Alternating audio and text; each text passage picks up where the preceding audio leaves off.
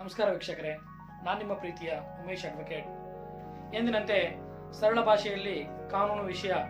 ಇಂದಿನ ಒಂದು ದಿನಮಾನದಲ್ಲಿ ಕಾನೂನು ಜ್ಞಾನ ಎಂಬುದು ಪ್ರತಿಯೊಬ್ಬರಿಗೂ ತಿಳಿದಿರಬೇಕಾದಂತಹ ಒಂದು ಮಹತ್ವದ ವಿಷಯ. ಈ ವಿಷಯವನ್ನು ಅರ್ಥ ಮಾಡಿಕೊಳ್ಳುವ ಅನ್ನೋ ಉದ್ದೇಶದಿಂದ ಸರಳ ಭಾಷೆಯಲ್ಲಿ ಕನ್ನಡ ಕಾನೂನು ವಿಷಯ ಅಂದರೆ ಉಮೇಶ್ ಅಡ್ವೊಕೇಟ್ ಎಂಬ ಯೂಟ್ಯೂಬ್ ಚಾನಲ್ ಮೂಲಕ ತಮಗೆಲ್ಲರಿಗೂ ಕಾನೂನಿನ ಅರಿವು ಮೂಡಿಸುವ ಸಲುವಾಗಿ, ಅಂದರೆ ಕಾನೂನಿನ ಜ್ಞಾನ ಎಲ್ಲರಿಗೂ ತಲುಪಲಿ ಅನ್ನೋ ಒಂದು ಉದ್ದೇಶದಿಂದ ಸರಳ ಭಾಷೆಯಲ್ಲಿ ಕಾನೂನು ವಿಷಯವನ್ನ ತಿಳಿಸಲು ಈ ಒಂದು ಯೂಟ್ಯೂಬ್ ಚಾನಲ್ನ ಆರಂಭಿಸಿದ್ದೀನಿ. ದಯವಿಟ್ಟು ಇದಕ್ಕೆ ತಾವು ಸಬ್ಸ್ಕ್ರೈಬ್ ಮಾಡೋದ್ರೊಂದಿಗೆ ತಾವು ಪ್ರೋತ್ಸಾಹಿಸಬೇಕು. ಬನ್ನಿ ವಿಷಯಕ್ಕೆ ಬರೋಣ. ಇವತ್ತಿನ ಒಂದು ಪ್ರಮುಖವಾದ ವಿಷಯ ಏನಪ್ಪಾ ಅಂತಂದ್ರೆ, ಈ ವಿಷಯ ತಮಗೆ ಈ ಒಂದು ವಿಡಿಯೋ ತಮಗೆ ಲೆಂದಿ ಅನಿಸಿದ್ರು ಕೂಡ ಮಹತ್ವದ ಸಂಗತಿಗಳನ್ನು ಒಳಗೊಂಡಿದೆ. ದಯವಿಟ್ಟು ಪೂರ್ತಿಯಾಗಿ ನೋಡಿ. ನಾವು ಪ್ರತಿನಿತ್ಯ ನ್ಯಾಯಾಲಯಗಳಿಗೆ, ಪೊಲೀಸ್ ಸ್ಟೇಷನ್ಗೆ ಅಥವಾ ನ್ಯಾಯಾಧೀಕರಣಗಳಿಗೆ ಯಾವುದೋ ಒಂದು ವಿಷಯವಾಗಿ ನಾವು ತೆರಳ್ತಾ ಇರ್ತೀವಿ. ಆ ವಿಷಯದಲ್ಲಿ ಅಲ್ಲಿನ ಅಧಿಕಾರಿಗಳ ಒಂದು ಹೆಸರುಗಳು, ಅವರ ಒಂದು ಅಧಿಕಾರ ಗುಣಮಟ್ಟ, ಅವರು ಯಾವುದೇ ಒಂದು ವಿಚಾರಗಳು ನಮ್ಗೆ ಗೊತ್ತಿರೋದಿಲ್ಲ. ಅದೇ ರೀತಿ ಈ ಒಂದು ನ್ಯಾಯಾಲಯಗಳ ವಿಷಯಗಳನ್ನು ತೆಗೆದುಕೊಂಡಾಗ ಆ ಯಾವುದೇ ಒಂದು ಮಾಹಿತಿಗಳು ಗೊತ್ತಿರೋದಿಲ್ಲ. ಆ ಮಾಹಿತಿಗಳು ಗೊತ್ತಾಗಬೇಕಂದ್ರೆ ನಾವೇನ್ ಮಾಡ್ಬೇಕು? ಮೊದಲನೇದಾಗಿ ನಾವು ಈ ಲಾಯರ್ ಅಂದ್ರೆ ಏನು, ಈ ಅಡ್ವೊಕೇಟ್ ಅಂದ್ರೆ ಯಾರು, ಈ ನ್ಯಾಯಾಲಯದಲ್ಲಿ ಬರ್ತಕ್ಕಂಥ ಜಡ್ಜ್ ಅಂದ್ರೆ ಯಾರು, ಮ್ಯಾಜಿಸ್ಟ್ರೇಟ್ ಅಂದ್ರೆ ಯಾರು, ಅಡ್ವೊಕೇಟ್ ಜನರಲ್ ಅಂದ್ರೆ ಯಾರು, ಈ ಸೀನಿಯರ್ ಅಡ್ವೊಕೇಟ್ ಅಂದ್ರೆ ಯಾರು, ಅಟಾರ್ನಿ ಜನರಲ್ ಅಂದ್ರೆ ಯಾರು, ಅಡ್ವೊಕೇಟ್ ಆನ್ ರೆಕಾರ್ಡ್ ಅಂದ್ರೆ ಯಾರು, ಈ ತರ ಕಾನೂನು ಸಂಬಂಧಿತ ಕೆಲವೊಂದಿಷ್ಟು ಮಾಹಿತಿಗಳು ನಮಗೆ ತಿಳಿದಿರಲೇಬೇಕಾಗುತ್ತೆ. ಇಷ್ಟು ಮಾಹಿತಿಯನ್ನ ಈ ಒಂದು ವಿಡಿಯೋ ಮೂಲಕ ತಿಳಿಸುವ ಪ್ರಯತ್ನವನ್ನ ನಾನು ಮಾಡ್ತಾ ಇದ್ದೀನಿ ವೀಕ್ಷಕರೇ.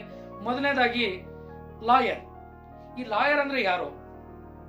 ಲಾಯರ್ ಯಾರಪ್ಪ ಅಂತಂದ್ರೆ, ಯಾವ ಒಬ್ಬ ವ್ಯಕ್ತಿ ಕಾನೂನು ವಿಷಯವನ್ನ ಪದವಿಯಾಗಿ ಪೂರೈಸಿ, ಅಂದ್ರೆ LLB ಡಿಗ್ರಿ ಮಾಡುವ ಮೂಲಕ, ಅದು 3 ವರ್ಷದ ಒಂದು ಅಥವಾ 5 ವರ್ಷ ಡಿಗ್ರಿ ಇರುತ್ತೆ. ಆ ಡಿಗ್ರಿಯನ್ನ ಪಡೆದಂತ, ಕಾನೂನು ಪದವಿ ಪಡೆದಂತ ಒಬ್ಬ ವ್ಯಕ್ತಿಯನ್ನ ನಾವ್ ಏನ್ ಮಾಡ್ತೀವಪ್ಪ ಅಂತಂದ್ರೆ ನಾವು ಲಾಯರ್ ಅಂತೇಳಿ ಕರಿಬಹುದು. ಈ ಲಾಯರ್ ಅಂತ ಕರೆಸಿಕೊಳ್ಳುವಂತ ವ್ಯಕ್ತಿಗೆ ಯಾವುದೇ ರೀತಿಯ ಕ್ಲೈಂಟ್ಗಳನ್ನ ನ್ಯಾಯಾಲಯದ ಮುಂದೆ ರೆಪ್ರೆಸೆಂಟ್ ಮಾಡುವಂತ ಒಂದು ಅಧಿಕಾರ ಇರೋದಿಲ್ಲ. ಅದೇ ರೀತಿ ಕ್ಲೈಂಟ್ಗಳನ್ನ ಅವರು ರೆಪ್ರೆಸೆಂಟ್ ಮಾಡೋದಲ್ಲದೆ ನ್ಯಾಯಾಲಯಗಳಲ್ಲಿ ಪ್ರಾಕ್ಟೀಸ್ ಅನ್ನ ಮಾಡೋದಕ್ಕೆ ಅವರಿಗೆ ಅಧಿಕಾರ ಇರಲ್ಲ. ಎರಡನೇ ಒಂದು ವಿಷಯ ಯಾವ್ದಪ್ಪ ಅಂತಂದ್ರೆ ಬ್ಯಾರಿಸ್ಟರ್. ಬ್ಯಾರಿಸ್ಟರ್ ಅಂದ್ರೆ ಯಾರು? ಈ ಬ್ಯಾರಿಸ್ಟರ್ ಅಂದ್ರೆ, ಈಗ ಭಾರತದಲ್ಲಿ ಯಾವ ರೀತಿ ಒಂದು LLB ಡಿಗ್ರಿ ಆ ಪದವಿಯನ್ನ ವಿದೇಶದಲ್ಲಿ ಪಡೆದ್ರಂತ ಅಂತಂದ್ರೆ ಅವರಿಗೆ ನಾವು ಬ್ಯಾರಿಸ್ಟರ್ ಅಂತೇಳಿ ಕರೆಯಬಹುದು. ಆ ಬ್ಯಾರಿಸ್ಟರ್ ಪದವಿ ಪಡೆದಂತಹ ಪ್ರಮುಖ ವ್ಯಕ್ತಿಗಳಲ್ಲಿ ನಮ್ಮ ರಾಷ್ಟ್ರಪಿತರಾದಂತಹ ಮಹಾತ್ಮ ಗಾಂಧೀಜಿಯವರು, ಅವರು ಬ್ಯಾರಿಸ್ಟರ್ ಪದವಿಯನ್ನ ಇಂಗ್ಲೆಂಡ್ ನಲ್ಲಿ ಪಡಿತಾರೆ. ಮುಂದಿನ ಒಂದು ವಿಷಯ ಯಾವ್ದಪ್ಪ ಅಂತಂದ್ರೆ ಅಡ್ವೊಕೇಟ್. ಈ ಅಡ್ವೊಕೇಟ್ ಅಂದ್ರೆ ಯಾರು? ಈ ಅಡ್ವೊಕೇಟ್ ಅಂತಂದ್ರೆ ಯಾವುದೇ ಒಂದು ಕಾನೂನು ಪದವಿಯನ್ನ ಪೂರೈಸಿ, ಅಂದ್ರೆ 5 ವರ್ಷದ ಡಿಗ್ರಿ ಅಥವಾ 3 ವರ್ಷದ LLB ಡಿಗ್ರಿಯನ್ನ ಪೂರೈಸಿ, ಪ್ರತಿ ರಾಜ್ಯಕ್ಕೂ ಒಂದೊಂದು ಬಾರ್ ಕೌನ್ಸಿಲ್ ಅಂತ ಇದಾವೆ. ಬಾರ್ ಕೌನ್ಸಿಲ್ ಮೂಲಕ, ಅಂದ್ರೆ ವಕೀಲರ ಪರಿಷತ್ತು ಅಂತ ಇದೆ ವಕೀಲರಿಗೆ. ಆ ವಕೀಲರ ಪರಿಷತ್ತಿನ ಮೂಲಕ, ವಕೀಲರ ಪರಿಷತ್ತಿನ ನೋಂದಣಿಯನ್ನ ಪಡೆದುಕೊಂಡು ಪ್ರಾಕ್ಟೀಸ್ ಮಾಡ್ಲಿಕ್ಕೆ ಅವರಿಗೆ ಲೈಸೆನ್ಸ್ ಅಂತ ಸಿಗುತ್ತೆ. ಆ ಲೈಸೆನ್ಸ್ ಅಂತ ಪಡೆದುಕೊಂಡಂತ ವ್ಯಕ್ತಿ ನ್ಯಾಯಾಲಯಗಳಲ್ಲಿ ಪ್ರಾಕ್ಟೀಸ್ ಅಂದ್ರೆ ವೃತ್ತಿಯನ್ನ ಆರಂಭಿಸಬಹುದು. ಆರಂಭಿಸುವುದರೊಂದಿಗೆ ಕ್ಲೈಂಟ್ಗಳನ್ನ ರೆಪ್ರೆಸೆಂಟ್ ಮಾಡಬಹುದು, ನ್ಯಾಯಾಲಯಗಳಲ್ಲಿ ಅಥವಾ ನ್ಯಾಯಾಧೀಕರಣಗಳಲ್ಲಿ ಹಾಜರಾಗಬಹುದು. ಅವರು ತಮ್ಮ ಒಂದು ವಕೀಲ ವೃತ್ತಿಯನ್ನು ಆರಂಭಿಸಲಿಕ್ಕೆ ಒಂದು ಲೈಸೆನ್ಸ್ ಅವರಿಗೆ ಸಿಗುತ್ತೆ ವೀಕ್ಷಕರೇ. ಈ ವಕೀಲರನ್ನ ನಾವು ಹಿಂದಿ ಭಾಷೆಯಲ್ಲಿ ಅಧಿವಕ್ತ ಅಂತೇಳಿ ಕರೆಯಬಹುದು. ಮುಂದಿನ ಒಂದು ವಿಷಯ ಯಾವ್ದಪ್ಪ ಅಂತಂದ್ರೆ ಈ ಸೀನಿಯರ್ ಅಡ್ವೊಕೇಟ್, ಹಿರಿಯ ವಕೀಲರು ಅಂದ್ರೆ ಯಾರು? ಸೀನಿಯರ್ ಅಡ್ವೊಕೇಟ್ ಅಂದ್ರೆ ಯಾರು? ಈ ಹಿರಿಯ ವಕೀಲರು ಎಂದರೆ, ಈ ಒಬ್ಬ ವ್ಯಕ್ತಿ ಅವರು ಅಡ್ವೊಕೇಟ್ ಆಗಿ ಮುಂದುವರೆದು 45 ವರ್ಷಗಳಿಗಿಂತ ಹೆಚ್ಚಿನ ಒಂದು ವಯಸ್ಸನ್ನ ಹೊಂದಿದ್ದು, ಅವರು ಕಾನೂನು ವೃತ್ತಿಯಲ್ಲಿ 20 ವರ್ಷಗಳಿಗಿಂತ ಹೆಚ್ಚಿನ ಅನುಭವವನ್ನ ಹೊಂದಿದ್ರಪ್ಪ ಅಂತಂದ್ರೆ, ನಮ್ಮ ಭಾರತ ದೇಶದ ಅತ್ಯುನ್ನತ ನ್ಯಾಯಾಲಯಗಳಲ್ಲಿ ಸುಪ್ರೀಂ ಕೋರ್ಟ್ ಹಾಗೂ ಹೈಕೋರ್ಟ್ಗಳು ಏನ್ ಮಾಡ್ತಪ್ಪ ಅಂದ್ರೆ ಈ ವಕೀಲರಿಗೆ ಸೀನಿಯರ್ ಅಡ್ವೊಕೇಟ್ ಅಂತೇಳಿ ಒಂದು ಡೆಸಿಗ್ನೇಷನ್ ಅನ್ನ ಕೊಡುತ್ತೆ. ಆ ಡೆಸಿಗ್ನೇಷನ್ ಕೊಡೋದ್ರೊಂದಿಗೆ ಅವರು ಹಿರಿಯ ವಕೀಲರು ಅಥವಾ ಸೀನಿಯರ್ ಅಡ್ವೊಕೇಟ್ ಅಂತೇಳಿ ಗುರುತಿಸಬಹುದು ವೀಕ್ಷಕರೇ. ಮುಂದಿನ ಒಂದು ಕಾನೂನು ವಿಷಯ ಯಾವ್ದಪ್ಪ ಅಂತಂದ್ರೆ ಪಬ್ಲಿಕ್ ಪ್ರಾಸಿಕ್ಯೂಟರ್.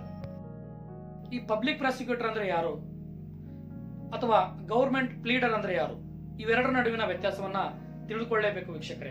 ನಾವು ಹಲವಾರು ಬಾರಿ ಕೇಳಿರ್ತೀವಿ ಚಲನಚಿತ್ರಗಳಲ್ಲಿ, ಇನ್ನಿತರೆ ಒಂದು ನ್ಯಾಯಾಲಯಗಳಲ್ಲಿ ಪಬ್ಲಿಕ್ ಪ್ರಾಸಿಕ್ಯೂಟರ್ ಅಂದ್ರೆ ಇವರು ಕಾನೂನು ಪದವಿಯನ್ನು ಪೂರೈಸಿ ಎಕ್ಸಾಮ್ಗಳ ಮೂಲಕ ಸೆಲೆಕ್ಟ್ ಆಗಿ ಸರ್ಕಾರಿ ವಕೀಲರು ಅಂತೇಳಿ ಗುರುತಿಸಬಹುದು. ಪಬ್ಲಿಕ್ ಪ್ರಾಸಿಕ್ಯೂಟರ್ ಅಂದ್ರೆ ಇವರು ಕೇವಲ ಕ್ರಿಮಿನಲ್ ಪ್ರಕರಣಗಳನ್ನ ಮಾತ್ರ ಭೇದಿಸುವಂತ ಒಂದು ಸರ್ಕಾರಿ ಪರವಾದ ವಕೀಲರು. ಏನಿದು ಸರ್ಕಾರಿ ಪರವಾದ ವಕೀಲರು ಅಂತಂದ್ರೆ, ಏನಿದು ಸರ್ಕಾರಿ ಪರವಾದ ಪ್ರಕರಣಗಳು ಅಂತಂದ್ರೆ, ಉದಾಹರಣೆಗೆ ಯಾವುದೇ ಒಂದು ಪ್ರಕರಣವನ್ನು ತೆಗೆದುಕೊಳ್ಳಿ ವೀಕ್ಷಕರೇ. ಯಾವುದೇ ಒಬ್ಬ ವ್ಯಕ್ತಿ ಅಗೇನೆಸ್ಟ್ ಆಫ್ ದಿ ಸ್ಟೇಟ್ ಅಂದ್ರೆ ರಾಜ್ಯದ ವಿರುದ್ಧವಾಗಿ ದಾಖಲಾಯ್ತಪ್ಪ ಅಂತಂದ್ರೆ ಸರ್ಕಾರದ ಪರವಾಗಿ ನ್ಯಾಯಾಲಯಗಳಲ್ಲಿ ರೆಪ್ರೆಸೆಂಟ್ ಮಾಡಲಿಕ್ಕೆ ಸರ್ಕಾರದ ಪೊಲೀಸ್ ಠಾಣೆ ಅಧಿಕಾರಿಗಳು ನ್ಯಾಯಾಧೀಶರ ಮುಂದೆ ರೆಪ್ರೆಸೆಂಟ್ ಮಾಡಲಿಕ್ಕೆ ಆಗೋದಿಲ್ಲ. ಅಂತ ಒಂದು ಸಂದರ್ಭದಲ್ಲಿ ಈ ನ್ಯಾಯಾಲಯದ ಒಂದು ಕಾರ್ಯವನ್ನು ನೋಡಿಕೊಳ್ಳಿಕ್ಕೆ ಅವರು ಸರ್ಕಾರಿ ಪರವಾದ ಯಾವುದೇ ಒಂದು ಪ್ರಕರಣಗಳಲ್ಲಿ ಮುಂದಾಳತ್ವವನ್ನು ವಹಿಸಿ ಸರ್ಕಾರಿ ಪರವಾದ ಒಂದು ಪ್ರಕರಣಗಳನ್ನ ನಿರ್ವಹಿಸ್ತಾರೆ. ಮುಂದಿನ ವಿಷಯ ಗೌರ್ಮೆಂಟ್ ಪ್ಲೀಡರ್ ಅಂತಂದ್ರೆ ಸರ್ಕಾರಕ್ಕೆ ಸಂಬಂಧಪಟ್ಟ ಕ್ರಿಮಿನಲ್ ಪ್ರಕರಣಗಳನ್ನ ಪಬ್ಲಿಕ್ ಪ್ರಾಸಿಕ್ಯೂಟರ್ ನಿರ್ವಹಣೆ ಮಾಡಿದ್ರೆ ಸಿವಿಲ್ ಪ್ರಕರಣಗಳನ್ನ ನಿರ್ವಹಿಸಲಿಕ್ಕೆ ಅಂತ ಇರುವಂತಹ ಅಧಿಕಾರಿ ಈ ಗೌರ್ಮೆಂಟ್ ಪ್ಲೀಡರ್ ಅಂತೇಳಿ. ಇವರನ್ನು ಎಕ್ಸಾಮ್ ಕಂಡಕ್ಟ್ ಮಾಡುವ ಮೂಲಕ ನೇಮಕ ಮಾಡಲಾಗುತ್ತದೆ. ಮುಂದಿನ ವಿಷಯ ಅಡ್ವೊಕೇಟ್ ಆನ್ ರೆಕಾರ್ಡ್ ಅಂದ್ರೆ AOR. ಈ AOR ಅಂದ್ರೆ ಏನು? ನ್ಯಾಯಾಲಯದ ಒಂದು ವ್ಯವಸ್ಥೆಯಲ್ಲಿ ಅತ್ಯುನ್ನತ ನ್ಯಾಯಾಲಯ ಅಂತಂದ್ರೆ ಸರ್ವೋಚ್ಚ ನ್ಯಾಯಾಲಯ. ಈ ಸರ್ವೋಚ್ಚ ನ್ಯಾಯಾಲಯ ಕೆಳಗಿನ ಒಂದು ನ್ಯಾಯಾಲಯಗಳು ಯಾವಪ್ಪ ಅಂತಂದ್ರೆ ಉಚ್ಚ ನ್ಯಾಯಾಲಯಗಳು ಅಂದ್ರೆ ಹೈಕೋರ್ಟ್ಗಳು. ಈ ಹೈಕೋರ್ಟ್ಗಳು ಒಂದೊಂದಿದಾವೆ. ಈ ರಾಜ್ಯಗಳಿಗೆ ಎಲ್ಲ ಒಂದು ಪ್ರಕರಣಗಳನ್ನ, ಈ ಒಂದು ದೇಶಕ್ಕೆ ಎಲ್ಲ ಒಂದು ಪ್ರಕರಣಗಳನ್ನು ವರ್ಗಾಯಿಸಲಿಕ್ಕೆ ಬರೋದಿಲ್ಲ ವೀಕ್ಷಕರೇ. ಆದ್ದರಿಂದ ಕೆಳಮಟ್ಟದ ಒಂದು ನ್ಯಾಯಾಲಯಗಳಲ್ಲಿ ಪ್ರಕರಣಗಳು ದಾಖಲಾಗಿ ಇತ್ಯರ್ಥಪಡಿಸಲ್ಪಡ್ತವೆ. ಆದ್ರೆ ಈ AOR ಬಗ್ಗೆ ನಾನು ಇದಿಷ್ಟು ಯಾಕೆ ಹೇಳಿದಪ್ಪ ಅಂತಂದ್ರೆ, ಈ AOR ಎನ್ನುವಂತಹ ಒಂದು ಎಕ್ಸಾಮ್ ಕಂಡಕ್ಟ್ ಮಾಡುವ ಮೂಲಕ ಸುಪ್ರೀಂ ಕೋರ್ಟ್ ಏನ್ ಮಾಡುತ್ತಪ್ಪ ಅಂತಂದ್ರೆ, ಸುಪ್ರೀಂ ಕೋರ್ಟ್ ಮತ್ತು ಹೈಕೋರ್ಟ್ಗಳಲ್ಲಿ, ಉಚ್ಚ ನ್ಯಾಯಾಲಯ ಮತ್ತು ಸರ್ವೋಚ್ಚ ನ್ಯಾಯಾಲಯಗಳಲ್ಲಿ ಕೇಸ್ ಫೈಲ್ ಮಾಡೋರೊಂದಿಗೆ ಅಲ್ಲಿ ಪ್ರಕರಣದ ಮಧ್ಯಸ್ಥಿಕೆಯನ್ನು ವಹಿಸಬೇಕಪ್ಪ ಅಂತಂದ್ರೆ ಅದಕ್ಕೆ AOR ಎಕ್ಸಾಮ್ ಆಗಿರ್ಬೇಕಾಗುತ್ತೆ. ಈ AOR ಎಕ್ಸಾಮ್ ಆದ ನಂತರ LLB ಪದವಿಯನ್ನ ಪೂರೈಸಿದಂತಹ ವ್ಯಕ್ತಿ 4 ವರ್ಷಗಳ ಕಾಲ ಭಾರತದ ಯಾವುದೇ ನ್ಯಾಯಾಲಯಗಳಲ್ಲಿ ಪ್ರಾಕ್ಟೀಸ್ ಅನ್ನ ಮಾಡಿರಬೇಕು ಮತ್ತು 1 ವರ್ಷಗಳ ಕಾಲ ಕನಿಷ್ಠ 10 ವರ್ಷ ಅನುಭವ ಇರುವ AOR ಅಂದ್ರೆ ಹತ್ತಿರ ಅವರು 10 ವರ್ಷ ಅನುಭವವನ್ನ ಹೊಂದಿರುವಂತಹ ಒಬ್ಬ ವ್ಯಕ್ತಿ ಹತ್ರ 1 ವರ್ಷಗಳ ಕಾಲ ಈ ವ್ಯಕ್ತಿ ಪ್ರಾಕ್ಟೀಸ್ ಅನ್ನ ಮಾಡಿದ್ರೆ ಆವಾಗ ಆ ಒಬ್ಬ ವಕೀಲರು ಸುಪ್ರೀಂ ಕೋರ್ಟ್ ಮತ್ತು ಹೈಕೋರ್ಟ್ಗಳಲ್ಲಿ ತಮ್ಮ ಪ್ರಾಕ್ಟೀಸ್ ಅನ್ನ ಮುಂದುವರಿಸಬಹುದು. ಇದಿಷ್ಟು ಅಡ್ವೊಕೇಟ್ ಆನ್ ರೆಕಾರ್ಡ್. ಮುಂದಿನ ಒಂದು ವಿಷಯ ಯಾವ್ದಪ್ಪ ಅಂತಂದ್ರೆ ಅಡ್ವೊಕೇಟ್ ಜನರಲ್. ಈ ಅಡ್ವೊಕೇಟ್ ಜನರಲ್ ಅಂದ್ರೆ ಯಾರು? ಅಟಾರ್ನಿ ಜನರಲ್ ಅಂದ್ರೆ ಯಾರು? ಸಾಲಿಸಿಟರ್ ಯಾರು? ಬನ್ನಿ ವೀಕ್ಷಕರೇ, ಈ ಅಡ್ವೊಕೇಟ್ ಜನರಲ್ ಅಂದ್ರೆ ಇವರನ್ನ ರಾಜ್ಯದ ಪ್ರಥಮ ಕಾನೂನು ಸಲಹೆಗಾರರು ಅಂತೇಳಿ ನಾವು ಕರಿತೀವಿ. ಅಂದ್ರೆ ಇವರು ರಾಜ್ಯಕ್ಕೆ ಒಬ್ಬರಾಗಿರ್ಬೇಕು, ರಾಜ್ಯಕ್ಕೆ ಒಬ್ಬರನ್ನ ನೇಮಕ ಮಾಡಬೇಕು ಅಂತೇಳಿ ನಮ್ಮ ಭಾರತ ಸಂವಿಧಾನ ವಿಧಿ 165 ಒಬ್ಬ ರಾಜ್ಯಕ್ಕೆ ಅಡ್ವೊಕೇಟ್ ಜನರಲ್ ಇರಲೇಪಡಿಸುತ್ತೆ. ಇವರನ್ನ ರಾಜ್ಯಪಾಲರು ಮತ್ತು ಮಂತ್ರಿಮಂಡಲ ಇವರನ್ನ ನೇಮಕ ಮಾಡುತ್ತೆ. ಪ್ರತಿಯೊಂದು ರಾಜ್ಯದಲ್ಲೂ ಕೂಡ ಒಬ್ಬೊಬ್ಬ ಅಡ್ವೊಕೇಟ್ ಜನರಲ್ ಇರ್ತಾರೆ. ಇವರಿಗೆ ಅರ್ಹತೆ ಮಾನದಂಡಗಳನ್ನ ಹೈಕೋರ್ಟ್ನ ಮುಖ್ಯ ನ್ಯಾಯಾಧೀಶರುಗಳಿಗೆ ಇರುವಂತಹ ಒಂದು ಅರ್ಹತೆಗಳನ್ನ ಈ ಒಬ್ಬ ವ್ಯಕ್ತಿ ಪೂರೈಸಿದ್ದಪ್ಪ ಅಂತಂದ್ರೆ ಅವರನ್ನ ರಾಜ್ಯದ ಪ್ರಥಮ ಕಾನೂನು ಸಲಹೆಗಾರರು ಅಂದ್ರೆ ಅಡ್ವೊಕೇಟ್ ಜನರಲ್ ಅಂತೇಳಿ ನೇಮಕವಾಗಬಹುದು. ಅದೇ ರೀತಿ ಅಟಾರ್ನಿ ಜನರಲ್. ಅಟಾರ್ನಿ ಜನರಲ್ ಅಂದ್ರೆ ಯಾರು? ಈ ಅಟಾರ್ನಿ ಜನರಲ್ ಅಂದ್ರೆ ರಾಜ್ಯಕ್ಕೆ ಹೇಗೆ ಒಬ್ಬ ಕಾನೂನು ಸಲಹೆಗಾರನೋ ಅದೇ ರೀತಿ ದೇಶಕ್ಕೂ ಒಬ್ಬ ಪ್ರಪ್ರಥಮ ಕಾನೂನು ಸಲಹೆಗಾರ ಅಂದ್ರೆ ಅವರೇ ಅಟಾರ್ನಿ ಜನರಲ್. ಈ ಅಟಾರ್ನಿ ಜನರಲ್ ಅವರನ್ನ ಭಾರತದ ಸಂವಿಧಾನ ಕಲಂ 76 ಏನ್ ಮಾಡ್ತಪ್ಪ ಅಂತಂದ್ರೆ ದೇಶಕ್ಕೆ ಒಬ್ಬ ಅಟಾರ್ನಿ ಜನರಲ್ ಇರಬೇಕು, ಅವರು ದೇಶದ ಕಾನೂನು ವ್ಯವಸ್ಥೆಯ ಕಾನೂನು ಸಲಹೆಗಾರರಾಗಿರ್ಬೇಕು ಅಂತೇಳಿ ತಿಳಿಯಪಡಿಸುತ್ತೆ. ಇವರಿಗೆ ಒಂದು ಮಾನದಂಡಗಳನ್ನ ನಿಗದಿಪಡಿಸಿದೆ. ಆ ಮಾನದಂಡಗಳು, ಅರ್ಹತೆ ಮಾನದಂಡಗಳು ಏನಪ್ಪಾ ಅಂತಂದ್ರೆ ಸುಪ್ರೀಂ ಕೋರ್ಟ್ನ ನ್ಯಾಯಾಧೀಶರುಗಳಾಗಿ ನೇಮಕವಾಗುವಂತಹ ಒಬ್ಬ ಅಧಿಕಾರಿಗಳಿಗೆ ಏನು ಅರ್ಹತೆಗಳಿರ್ತಾವೋ ಆ ಅರ್ಹತೆಗಳನ್ನ ಈ ಒಬ್ಬ ವ್ಯಕ್ತಿ ಪೂರೈಸಿದ್ದಪ್ಪ ಅಂತಂದ್ರೆ ಆ ವ್ಯಕ್ತಿಯನ್ನ ಭಾರತದ ಪ್ರಥಮ ಕಾನೂನು ಸಲಹೆಗಾರ ಅಂತೇಳಿ ನಾವು ನೇಮಕ. ಅದೇ ರೀತಿ ಸಾಲಿಸಿಟರ್ ಜನರಲ್. ಈ ಸಾಲಿಸಿಟರ್ ಜನರಲ್ ಅಂತಂದ್ರೆ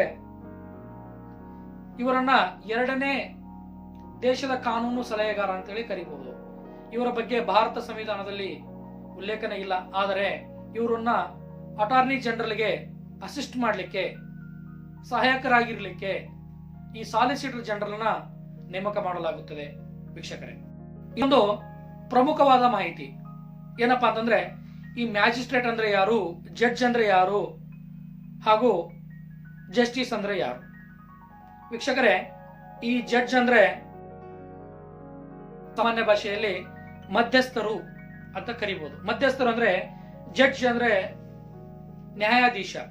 ಈ ನ್ಯಾಯಾಧೀಶರು ಕೌಟುಂಬಿಕ ಪ್ರಕರಣಗಳು, ಕಾಪಿರೈಟ್ ಪ್ರಕರಣಗಳು, ಮನಿ ಸೂಟು, ಪಾರ್ಟಿಷನ್ ಪ್ರಕರಣಗಳು, ಇಂತಹ ಒಂದು ಸಾಮಾನ್ಯ ಸಿವಿಲ್ ಪ್ರಕರಣಗಳನ್ನ ಪರಿಹರಿಸುವಲ್ಲಿ ಯಾವ ಒಬ್ಬ ವ್ಯಕ್ತಿ ಮಧ್ಯಸ್ಥಿಕೆಯನ್ನು ವಹಿಸ್ತಾನೋ ಅಂತಹ ಒಬ್ಬ ವ್ಯಕ್ತಿಯನ್ನ ನಾವು ಏನ್ ಕರಿತೀವಪ್ಪ ಅಂತಂದ್ರೆ ನ್ಯಾಯಾಧೀಶರು ಅಂತ ಕರಿತೀವಿ. ಈ ನ್ಯಾಯಾಧೀಶರು ಕೇವಲ ಸಿವಿಲ್ ಪ್ರಕರಣಗಳನ್ನ ಮಾತ್ರ ಪರಿಹರಿಸ್ತಾರೆ. ಹಾಗಾದ್ರೆ ಮ್ಯಾಜಿಸ್ಟ್ರೇಟ್ ಅಂದ್ರೆ, ಈ ಮ್ಯಾಜಿಸ್ಟ್ರೇಟ್ ಅಂತಂದ್ರೆ ಕೇವಲ ಇವರು ಕ್ರಿಮಿನಲ್ ಪ್ರಕರಣಗಳನ್ನ ಅಂದ್ರೆ ಭಾರತ ದಂಡ ಸಂಹಿತೆ ಹಾಗೂ CRPC, BNS ಮತ್ತೆ BNSS, ಭಾರತೀಯ ನ್ಯಾಯ ಸಂಹಿತೆ ಮತ್ತು ಭಾರತೀಯ ನಾಗರಿಕ ಸುರಕ್ಷಾ ಸಂಹಿತೆ, ಈ ಒಂದು ಕಾಯ್ದೆಗಳ ಮೂಲಕ ಅವರು ಒಂದು ಕಾರ್ಯವನ್ನು ನಿರ್ವಹಿಸಲ್ಪಡ್ತಾರೆ. ಮ್ಯಾಜಿಸ್ಟ್ರೇಟ್ ಅನ್ನ ನಾವು ಕನ್ನಡದಲ್ಲಿ ದಂಡಾಧಿಕಾರಿಗಳು ಅಂತ ಕರೀಬಹುದು. ಈ ದಂಡಾಧಿಕಾರಿಗಳು ಏನ್ ಮಾಡ್ತಾರಪ್ಪ ಅಂತಂದ್ರೆ ದಂಡವನ್ನು ವಿಧಿಸೋದು, ಜುಲ್ಮಾನೆಯನ್ನ ಹಾಕೋದು ಹಾಗೂ ಜೈಲು ಶಿಕ್ಷೆ ವಿಧಿಸೋದು ಅವರ ಒಂದು ಕಾರ್ಯವಾಗಿರುತ್ತದೆ. ಕೆಳಮಟ್ಟದ ನ್ಯಾಯಾಲಯಗಳಲ್ಲಿ ಜಡ್ಜ್ ಮತ್ತು ಮ್ಯಾಜಿಸ್ಟ್ರೇಟ್ ಒಬ್ಬರೇ ಆಗಿರ್ತಾರೆ. ಆ ಒಂದು ಪ್ರಕರಣಗಳ ಮೇಲೆ ನಾವು ಅವರನ್ನ ಗುರುತಿಸಬಹುದಾಗಿದೆ. ಅದೇ ರೀತಿ ಈ ಜಸ್ಟಿಸ್ ಅಂದ್ರೆ ಯಾರು? ಭಾರತ ದೇಶದ ಅತ್ಯುನ್ನತ ನ್ಯಾಯಾಲಯಗಳಾದ ಸರ್ವೋಚ್ಚ ನ್ಯಾಯಾಲಯ ಹಾಗೂ ಉಚ್ಚ ನ್ಯಾಯಾಲಯಗಳು ನ್ಯಾಯಾಧೀಶರನ್ನ ನೇಮಕ ಮಾಡುತ್ತೆ ಅಂತ ಹೇಳಿದ್ವಲ್ಲ, ಆ ನ್ಯಾಯಾಧೀಶರುಗಳಿಗೆ ನಾವು ಚೀಫ್ ಜಸ್ಟಿಸ್ ಅಂತೇಳಿ ಕರಿತೀವಿ. ಅಂದ್ರೆ ನ್ಯಾಯಮೂರ್ತಿಗಳು ಅಂತೇಳಿ ಅವರನ್ನ ನಾವು ಗುರುತಿಸಬಹುದು. ಇದೇ ರೀತಿ ಯಾವುದೇ ಒಂದು ಕಾನೂನು ಸಂಬಂಧಿತ ಮಾಹಿತಿಗಳು ತಮಗೆ ಬೇಕಾಗಿದ್ದಲ್ಲಿ ಕಮೆಂಟ್ ಮಾಡೋದ್ರ ಮೂಲಕ ತಾವು ಯಾವುದೇ ಒಂದು ಮಾಹಿತಿಯನ್ನ ಕೇಳಬಹುದು. ಆ ಒಂದು ಮಾಹಿತಿಯ ಕುರಿತಾಗಿ ತಮಗೆ ವಿಡಿಯೋವನ್ನ ಮಾಡೋದ್ರ ಮೂಲಕ ಕಾನೂನು ಮಾಹಿತಿಯನ್ನು ಹಂಚಿಕೊಳ್ತೀನಿ ಅಂತ ತಿಳಿಸ್ತಾ, ನನ್ನ ಒಂದು ಮಾಹಿತಿ ಇಷ್ಟವಾಗಿದೆ ಅಂತ ಭಾವಿಸ್ತಾ ನಾನು ಈ ವಿಡಿಯೋನ ಮುಗಿಸ್ತಾ ಇದ್ದೀನಿ. ವೀಕ್ಷಕರೇ, ನಮಸ್ಕಾರ.